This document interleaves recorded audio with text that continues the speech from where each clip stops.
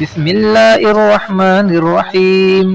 دیکھو یہ آسان نماز کتاب ہے، یہ دیمک کے کیڑے نے کس طرح سے کھا لیا ہے، لیکن درمیان میں جہاں اللہ تعالیٰ کا نام لکھا ہوا ہے اللہ تعالیٰ کی تعریفیں، اس کو چھوڑ دیا ہے۔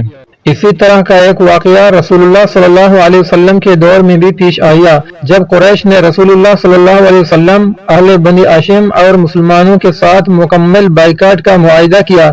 یہ معاہدہ چمڑے پر لکھا گیا اور بیت اللہ کے اندر لٹکا دیا گیا۔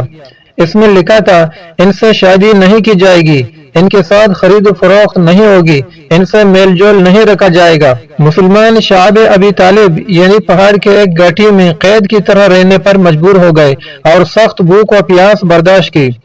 درختوں کے پتے اور جڑیں کھانے پر مجبور ہو گئے۔ 3 سال اسی طرح مشقت میں گزرا۔ 3 سال کے عرصے کے بعد اللہ تعالیٰ نے ایک معجزہ ظاہر فرمایا۔ دیمک نے معاہدہ کو چاٹ لیا اور کھا لیا اور صرف بسمک اللہم یعنی اللہ کے نام کے الفاظ باقی چھوڑ دیے۔ تو رسول اللہ نے ان کو پیغام بھیجا کہ معاہدہ ختم ہے، کیونکہ دیمک نے معاہدہ کو کھا لیا ہے۔ جب قریش نے معاہدہ کو دیکھا تو بالکل ایسا ہی پایا جیسا رسول اللہ صلی اللہ علیہ وسلم نے خبر دی تھی، پھر محاصرہ ختم کر دیا گیا۔